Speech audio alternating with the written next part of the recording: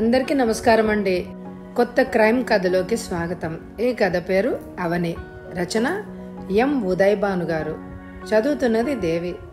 ఈ కథ మీకు నచ్చినట్లయితే తప్పకుండా లైక్ చేయండి. బ్రిజ్మోహన్ ఇంట్లోని కుటుంబ సభ్యులంతా పెళ్ళిళ్ళు కుదిర్చే పండితుడు రాకకై 1000 కళ్ళతో ఎదురుచూస్తున్నారు. బ్రిజ్మోహన్ సుపుత్రుడు మోహిత్కు ఒక మంచి సంబంధం చూసి పెళ్లి చేయాలని తండ్రి ఆకాంక్ష. తల్లి సాధనకు కూడా అదే ఆలోచన బలంగా ఉంది. 3 ఆడపిల్లల తర్వాత పుట్టడం వల్ల మోహిత్ కొంచెం గారాబంగా పెరిగాడు. చదువు సరిగ్గా అబ్బలేదు. వినాయకుడి పెళ్లికి అన్ని విఘ్నాలే అన్నట్టుగా మోహిత్ పెళ్లి తంతు కూడా అలాగే సాగుతోంది. తల్లిదండ్రులకు నచ్చాలి, 3 అక్కలకి నచ్చాలి, బావలకి నచ్చాలి. ఇన్ని కుదిరేసరికి కట్న కానుకల దగ్గర సంబంధాలు తప్పిపోవడం జరుగుతోంది. 3 పదులు వయసు దాటినా ముదిరిన బెండకాయలాగా తయారయ్యాడు మోహిత్. అందుకే ఈసారి అక్కయ్యలు లేని సమయం చూసి పెళ్ళిళ్ళ పేరయ్యను పిలిచాడు బ్రిజ్మోహన్. పెళ్ళిళ్ళ పేరయ్య బోల్నాథ్ రాగానే తన సంచిలోంచి అందమైన అమ్మాయిల ఫోటోలను వారికి అందించాడు. 3 ఆసక్తిగా ఆ ఫోటోలను చూడసాగారు. మోహిత్ ఒక్కొక్క ఫోటోనే చూసి పెదవి విరిచి పక్కకు పడేస్తున్నాడు. మోహిత్ వైపే చూస్తూ కూర్చున్న బ్రిజ్మోహన్ సాధనాల మొహాలు వెలవెల పోసాగాయి. ఆ ఫోటోల వెనక ABC అన్న అక్షరాలు రాసున్నాయి. వాటిని గురించి ఆరా తీయగా అవి ఆ అమ్మాయిల ఆర్థిక పరిస్థితిని తెలియజేస్తాయని చెప్పాడు భోలానాథ్. వారి ఆర్థిక స్థితిని బట్టి కట్నం కానుకలు రాబొట్టొచ్చు అని కూడా తెలియజేశాడు. హఠాత్తుగా మోహిత్ కళ్ళు మిలమిలా మెరిశాయి. అతని చేతిలో ఉన్న ఫోటోను తదేకంగా చూడసాగాడు. ఏమిట్రా ఆ ఫోటో అంతలా నచ్చిందా అని అడిగింది తల్లి. అన్నట్టు తలూపాడు మోహిత్. అతని చేతిలో ఫోటో తీసుకొని చూశారు సాధన, బ్రిజ్మోహన్లు. ఫోటోలో అమ్మాయి నిజంగానే కుందనపు బొమ్మలాగా ఉంది. కలువల్లాంటి కళ్ళు, కోటేరు ముక్కు, ఉంగరాల జుట్టుతో ఆకర్షణీయంగా ఉంది. అన్నిటినీ మించి విరిసి విరియని పెదవుల మీద చిరునవ్వు ప్రత్యేకమైన ఆకర్షణగా నిలిచింది. ఎవరి అమ్మాయి అడిగాడు ఆసక్తిగా. ఆ ఫోటోను చూసి బోల్నాథ్, ఓహో ఆ అమ్మాయా, పేరు అవని, తండ్రి కాశీనాథ్, స్కూల్లో టీచర్గా పనిచేస్తున్నాడు. అవని చక్కని పేరు. ఎరా ఈ అమ్మాయి నచ్చిందా అని అడిగింది సాధన. అవునమ్మా, ఎలాగైనా ఈ అమ్మాయి సంబంధం కుదిరేలాగా చూడు అని చెప్పి షికార్లకు బయలుదేరాడు మోహిత్. విన్నారుగా అబ్బాయి నిర్ణయం, ఇక సంబంధం ఖాయం చేసేయండి అంది సాధన. భోలానాథ్ ఫోటో వెనక్కి తిప్పి చూశాడు. వెనక వైపు సి అని రాసి ఉంది. చూసి అంటూ పెదవి విరిచాడు. ఏమైంది, ఎందుకలా అంటున్నారు అని అడిగాడు బ్రిజ్మోహన్. చూశారు కదా, దీని వెనకాల సి అని రాసి ఉంది. అంటే వీళ్ళు ఘనంగా కట్న కానుకలు ఇవ్వలేరు. అంతేకాదు ఈ అమ్మాయితో మరో ప్రాబ్లం కూడా ఉంది ఆలోచిస్తూ అన్నాడు భోలానాథ్. ఏమిటా ప్రాబ్లం? ఆ అమ్మాయి MA పూర్తి చేసింది. మరి రోహిత్ కనీసం డిగ్రీ కూడా పూర్తి చేయలేదు అంటున్నారనుకుంటా.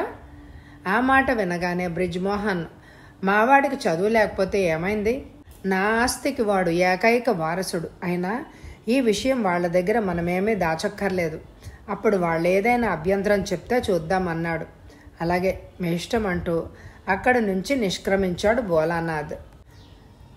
అవని తన గదిలో సీరియస్గా చదువుకుంటోంది. తను సివిల్స్కు ప్రిపేర్ అవుతోంది. కాశీనాథ్ కూతుర్ని పిలిచి, అమ్మా అవని, ఆ అహ్మదాబాద్ వాళ్లకు నువ్వు నచ్చావట. ఈ సంబంధం ఖాయం చేద్దామని అనుకుంటున్నా. మరి కట్న కానుకలు? భయంగా అడిగింది అవని. వాళ్లకు కట్నం అక్కర్లేదుట, బాగా స్థితిమంతులే. అందుకే నీ ఇష్టమైతే చెప్పమ్మా. నా మంచి చెడ్డలు చూసేది మీరు. మీ నిర్ణయాన్ని మన్నించడం నా విధి వినయంగానే అంది అవని. కూతురికి తనపైన ఉన్న నమ్మకానికి కళ్ళు చెమ్మరించాయి కాశీనాథ్కు. చాలా సంతోషమమ్మా, కానీ ఓ విషయం నీకు చెప్పాలి. ఏమిటి అన్నట్టుగా చూసింది అవని. అతను విద్యాధికుడు కాదు, కానీ నువ్వు ఆ ఇంట్లో సుఖంగా ఉంటావు అని నాకు నమ్మకంగా ఉంది. ఒక్క క్షణం నిశ్శబ్దంగా ఉండిపోయింది అవని. వెంటనే సర్దుకుని, అలాగే నాన్న అంది. కాశీనాథ్ సంతోషంగా రేపు మోహిత్ నిన్ను చూడ్డానికి వస్తాడట. ఇంట్లో కంటే బయట ఏదన్నా హోటల్లో మాట్లాడుకుంటే బాగుంటుందేమో. సరే నాన్న అని తలూపింది అవని. తన ఎదురుగా కూర్చున్న అవనిని అపురూపంగా చూసుకుంటున్నాడు మోహిత్. నీ హాబీస్ ఏంటి అడిగాడు మోహిత్. బుక్ రీడింగ్, మంచి మ్యూజిక్ వినడం. మరి మీకు అడిగింది అవని. సినిమాలు చూడడం. ఏ సినిమా అయినా చూడందే నాకు నిద్ర పట్టదు అన్నాడు గర్వంగా తలెగరేస్తూ. అవని మౌనంగా అతను చెప్పింది విని నాదొక చిన్న కోరిక అంది. ఏమిటి అన్నట్టు చూశాడు. ఎంత చదువు చదివి ఖాళీగా కూర్చోవడం కంటే ఏదైనా ఉద్యోగం చేస్తే బాగుంటుంది కదా. ఉద్యోగం అన్నమాట వింటూనే ఉలిక్కి పడ్డాడు మోహిత్. అంత అవసరం ఏముంది, మాకున్న బిజినెస్లు చూసుకుంటే చాలు, మాకు డబ్బుకేం కొదవలేదు. నా ఉద్దేశం ఉద్యోగం కేవలం డబ్బు గురించి కాదు, చదివిన చదువు సార్థకం అవడానికే. స్థిరంగానే అందే అవని. మా అమ్మా నాన్నల్ని అడిగి చెప్తా. ఈ అందమైన సాయంత్రం వాదనతో వృధా చేయడం ఎందుకు, ఏదైనా సినిమాకి వెళ్దాం అన్నాడు మోహిత్. నేను రాలేను పొడిపొడిగా చెప్పి వెళ్ళిపోయింది అవని. తమ్ముడు మోహిత్ పెళ్లి కుదిరిందని అక్కయ్యలకు తెలిసిపోయింది. పెద్దక్కయ్య వనజ పెద్దరికం చేపట్టింది. ఏరా తమ్ముడు, మీ మావగారు బడిపంతులట కదా అంటూ ఆట పట్టించసాగారు. అంతేకాదు తల్లిని కూడా సాధించసాగారు. ఆడబిడ్డ లాంఛనాల కింద మా ముగ్గురికి తలా 50,000 వెండి పళ్ళాలు ఇస్తే గానీ పెళ్లికి మేము రాం. ఈ మాత్రం లాంఛనాలు రాబట్టకపోతే మా భర్తల ముందు మా పరువులు పోతాయి అని పోరసాగింది. కూతుళ్ల పోరు పడలేక బ్రిజ్మోహన్ కాశీనాథ్కు ఫోన్ చేసి, కట్నం మీరు ఎలాగో ఇవ్వట్లేదు కదా, పెళ్లి ఘనంగా చెయ్యాలి, లాంఛనాలు భారీగా ఉండాలి అంటూ కూతుళ్ల కోరిక లిస్టు ఎకరవు పెట్టాడు. మరో మాట వినకుండా ఫోన్ కట్ చేశాడు. అది విన్న కాశీనాథ్ గుండెల్లో రైళ్లు పరిగెత్తాయి. పెళ్లి కుదిరిందని అందరికీ కబురు తెలిసిపోయింది. కూతురికి తెలియకుండా ఉన్న ఇంటిని తాకట్టు పెట్టి వియ్యాల వారి గొంతమ్మ కోరికలు తీర్చడానికి సిద్ధపడ్డాడు. అక్కయ్యలు ముగ్గురు అంతటితో ఆగలేదు. తమ్ముడికి అన్నీ నూరిపోయేసాగారు. ఒరేయ్, మెత్తగా ఉంటే ఎవరికైనా మొత్తబుద్ధి అవుతుంది. ఒక్కసారి తాళి కట్టే వరకే ఆడపెళ్లి వాళ్ల జుట్టు మన చేతిలో ఉండేది. తాళి కట్టే వరకైనా కొంచెం మా మాట విను అంటూ బోధించారు. మోహిత్ కూడా అందుకు సరేనన్నాడు. బ్యాండ్ మేళంతో మగపెళ్లి వారి ఊరేగింపు అట్టహాసంగా వస్తోంది. కాశీనాథ్ హడావిడిగా తిరుగుతున్నాడు. ఊరేగింపు మ్యారేజ్ హాల్ ముందు నిల్చుని ఉండగా బ్రిజ్మోహన్ పరిగెత్తుకుంటూ వచ్చి, బావగారు, మీ అల్లుడు అలిగాడు, ఒక కారు ప్రజెంట్ చేస్తే గానీ పెళ్లి పందిట్లోకి రాడట చెప్పాడు. ఆ మాట వినేసరికి కళ్ళు తిరిగినంత పనైంది కాశీనాథ్కు. ఇప్పటికిప్పుడు కారు అంటే మాట్లాడి, నా దగ్గరున్న డబ్బుతో లాంఛనాలన్నీ ఏర్పాటు చేశాను, ఇంకా కారు అంటే నా శక్తికి మించిన పని, నా వల్ల కాదు అంటూ తన అశక్తతను తెలియజేశాడు. ఆ మాటలు చెవినబడ్డ మోహిత్ అక్కయ్యలు మోహిత్కి ఏదో ఉద్బోధన చేసేసరికి అతడు పెళ్లి పందిట్లోకి వెళ్ళి మోసం మోసం అంటూ అరవసాగాడు. అక్కడున్న అందరూ ఏమైంది అని అడిగారు. అక్కడ పీటలపై కూర్చున్న అమ్మాయి నేను చూసిన అమ్మాయి కాదు, పెళ్లి చూపుల నాడు నాకు చూపించింది వేరే అమ్మాయిని. ఇక్కడ పెళ్లి పీటలపై కూర్చున్న అమ్మాయి ఆ అమ్మాయే కాదు అంటూ గొడవ చేయసాగాడు. వెంటనే పెద్దక్కయ్య వనజ కాశీనాథ్ దగ్గరికి వెళ్ళి, మీరు ఎలాగైనా ఒక కారు ఏర్పాటు చేయండి, వాణ్ణి మేము ఒప్పిస్తామంది. ఇదంతా గమనిస్తున్న అవనికి వీళ్లు చేసిన ఈ గొడవంతా కారు కోసం ఆడిన నాటకంగా తోచింది.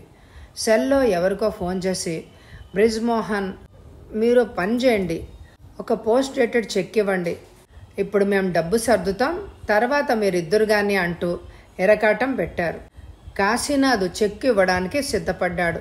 అంతవరకు మౌనంగా జరుగుతున్న తంతు చూస్తున్న అవని ఒక్కసారిగా పెళ్లి పీటలపై నుంచి లేచి తండ్రి చేతిలోంచి చెక్కు లాక్కొని చింపేసింది.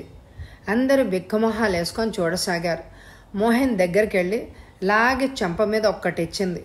ఆ దెబ్బకు దిమ్మ తిరిగిపోయింది మోహిత్కు. ముగ్గురు అక్కాయలు ఏమిటి చోద్యం అంటూ ఎగబడ్డారు. ఈ పెళ్ళి నాకిష్టం లేదు అంది అవని. ఎందుకు అన్నారు ముగ్గురు. మీ తమ్ముడు గుడ్డివాడు, పెళ్లి చూపుల నాడు చూసిన నన్ను గుర్తించలేకపోయాడు, పైగా నేనెవరినో అని ఫిర్యాదు కూడా చేశాడు.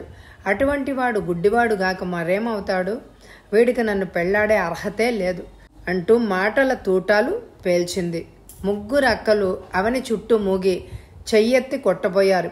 ఇంతలో పోలీస్ జీప్ అక్కడ ప్రవేశించడంతో అందరూ అవాక్కయ్యారు. జీప్లో నుంచి లేడీ ఎస్ఐ భవానీ మోహిత్ను అక్కయ్యలను అరెస్టు చేస్తూ, అవని అంటే భూదేవి, ఆమెకున్నంత సహనం ఉంది అవనికి. నువ్వు చదువులేని వాడివైనా నిన్ను పెళ్లి చేసుకోవడానికి సిద్ధపడింది. కానీ నువ్వు మనసు లేని వాడివని, మీరంతా డబ్బు మనుషులని తెలిసి మీ బారిన పడకుండా తనను తాను కాపాడుకోవాలని మాకు ఫోన్ చేసింది అన్నట్టు మీ నాటకం అంతా వీడియోలో రికార్డ్ అయింది. అది చాలు వరకట్నం కేసు కింద మిమ్మల్ని బొక్కలో తోయడానికి అంటూ చేతులకు అరదండాలు వేసి, వెల్డన్ అవని, ఈ తరం ఆడపిల్లలకు ఈ మాత్రం ఆత్మస్థైర్యం ఉండడం అవసరం అంటూ అభినందించింది. కేసు విచారణలో ఉంది. నీళ్లు నిండిన కళ్ళతో అవనిని హక్కున చేర్చుకున్నాడు కాశీనాథ్. కథ సమాప్తం. ఈ కథ మీ అందరికీ నచ్చితే తప్పకుండా లైక్ చేయండి. అలాగే ప్రతిరోజు వచ్చే 10 నిమిషాలు మించకుండా ఉండే ఈ క్రైమ్ కథని మీరందరూ పూర్తిగా విని లైక్ చేస్తారని ఆశిస్తున్నాను. మరి తప్పకుండా లైక్ చేయండి. Thank you very much my dear friends.